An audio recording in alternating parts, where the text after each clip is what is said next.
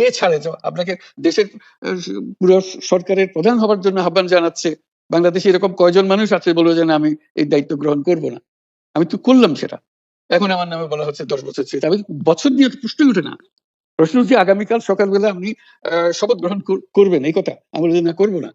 তারপরে এরপরে তো কয় বছর কয় কাণ্ড, আমি 10 বছর দিয়ে কি করবোটা কি, আমি 10 বছর দিয়ে আমি তো বলছি আমি এই কাজের জন্য নই, দেশে আমার দেশ পরিচালনা করে আমার দায়িত্ব না, আমার কাজ না, আমি জানি না এটা কিভাবে করতে হয়, আমি যেটা জানি সেটা করি, মেক সেন্স। বই চাই। এটা তো বিরোধিতা করার তো প্রশ্নই ওঠে না, কেন বিরোধিতা করবো? দেশে যে একটা বড় রকমের ঘটনা ঘটতে যাচ্ছে সেটা তো আমরা সবাই সমর্থন করেছি, তিনি বলেই চললেন।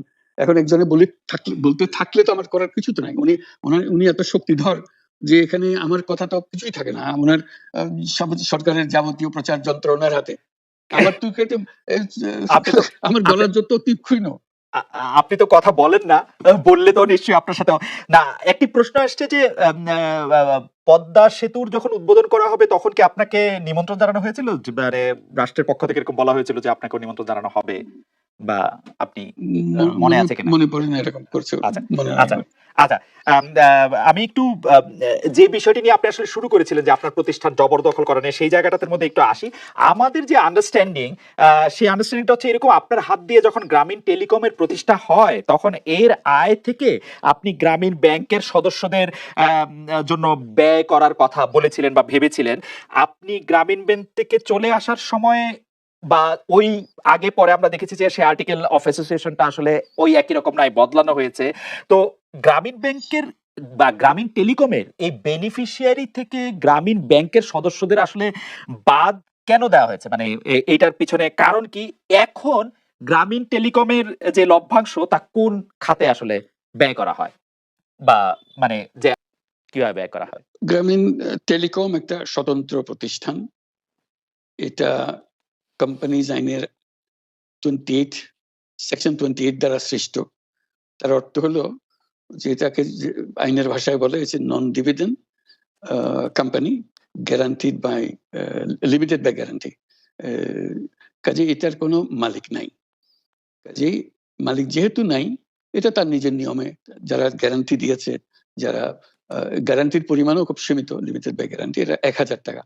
মানে যদি যত তোলপাড় হয়েও যায় কোম্পানিতে, বহু পাওনা থেকেও যায় লোকজনের, যারা এটার পরিচালনা পরিষদে আছে তাদের দায়িত্ব হবে 1000 টাকা পর্যন্ত, এর দায়ী থাকবে 1000 টাকা পর্যন্ত, এর বেশি তার দায়িত্ব থাকবে না। কাজে এত সহজ সরল একটা জিনিস।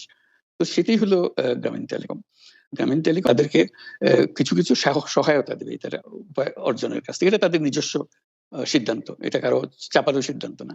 যে সিদ্ধান্ত, সেই সিদ্ধান্ত অনুসারে সেই সমস্ত যে পরিমাণ টাকা তারা বলেছিল দেবে, এখানে দিয়ে যাচ্ছে। এই পর্যন্ত 500 কোটি টাকার উপরে দেওয়া হয়েছে এই সহায়তার থেকে। কাজেই ওইটা যে আমরা বা গ্রামীণ টেলিকম এটার থেকে পৃথক হয়ে গেছে, তার যে কথা দিয়েছিল, কথা পুরো, এটা একটা কথা দিয়েছিল, এটা পূরণ করছে না, এটা আইনগত কোনো যে আইনি বাধ্য হতে আপনি দিতে বাধ্য হবেন এরকম কিছু ছিল না। কাজে এই ধরনের বিষয়টা এই টেলিকমের বিষয়ে বলা। গ্রামীণ ব্যাংকের আপনি যখন মানে গ্রামীণ টেলিকমটা আপনি প্রতিষ্ঠা করেন, সেই সময়ে গ্রামীণ টেলিকমের সাথে গ্রামীণ ব্যাংকের সম্পর্কের যে বিধিমালা, সেই বিধি কি আপনি যখন চলে এসছেন গ্রামীণ ব্যাংক থেকে সেটি পরিবর্তন করা হয়েছিল? তো সেই পরিবর্তনটি মানে পরিবর্তনটির জায়গাটা যদি আমাদের একটু পরিষ্কার করতেন। পরিবর্তন ছিল যে আগে এটা নমিনেট করতে পারতো গ্রামীণ ব্যাংক, চেয়ারম্যান পদের জন্য একজন লোক নমিনেট করতে পারতো। আমরা যেহেতু গ্রামীণ ব্যাংক থেকে আমাদেরকে সরিয়ে দেওয়া হয়েছে, তখন আমরা মনে করলাম যে এটা রাখার আর দরকার নাই, গ্রামীণ টেলিকম থেকে সেই পদটা আমরা পরিষ্কার করে দিয়েছি, যখন এটা দরকার নাই।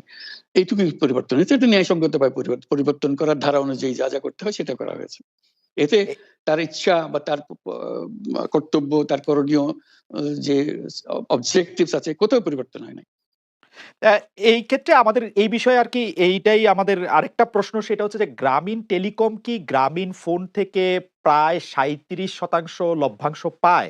যে এবং যদি পায় তাহলে 34% লভ্যাংশ পায়, সেই 34% লভ্যাংশের যে টাকাটা, সেই টাকাটা কোথায় বা কি উদ্দেশ্যে ব্যয় করা হয়? সেই সামাজিক ব্যবসায় যেটি আসলে আপনার প্যাটেন্ট করা সোশ্যাল বিজনেস, সেটির কাঠামোটা আসলে কি, বা সেটি কিভাবে আপনি করেন? সামাজিক ব্যবসা হলো এমন একটা নতুন ধরনের ব্যবসার চিন্তা, যেটা আমরা প্রমোট করছি, আমরা নিজেরা প্র্যাকটিস করছি। যেটা ব্যবসা মানে হলো মুনাফা করা, ব্যক্তিগত মুনাফা করা, এবং তার লক্ষ্য হলো সর্বোচ্চ মুনাফা করা। এটি হলো ইকোনমিক্সের নিয়ম, যে সর্বোচ্চ মুনাফা যদি করি সবকিছু ঠিকঠাক মতো চলবে।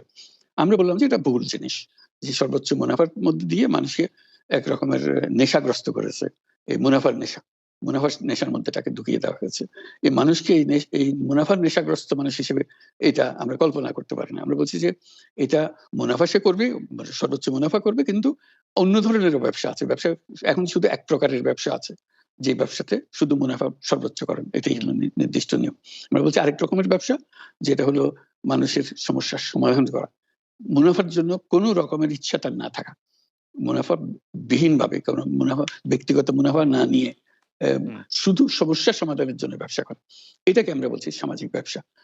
এই অর্থ দিয়ে আমরা সামাজিক ব্যবসাগুলো প্রতিষ্ঠা করছি, একটার পর একটা সামাজিক ব্যবসা প্রতিষ্ঠা করছি, যে কারণে আমরা এটার মধ্যে শরিক হয়েছিলাম, যে আমরা পুরো গ্রামীণ ফোনকেই সামাজিক ব্যবসা করার চেষ্টা করেছিলাম। সেটা টেলিনরকে আমরা রাজি করাতে পারিনি, কাজে টেলিনর বলছে যে না, আমরা ব্যবসা করব। কাজে আমরা ওইটা না পেরে শুধু গ্রামীণ টেলিকমকে আমরা সামাজিক ব্যবসা হিসেবে রেখেছি। এর থেকে যে মুনাফা হয়, মুনাফার সমস্ত টাকা বিভিন্ন সামাজিক ব্যবসা সৃষ্টির কাজে ব্যবহৃত, এখন তাই হচ্ছে। গ্রামীণ টেলিকমের যে আয়, মানে অর্থাৎ 34% ফ্রম গ্রামীণ ফোন, তো সেটার বিভিন্ন সামাজিক ব্যবসার ক্ষেত্রে আপনি এটি ব্যবহার করছেন।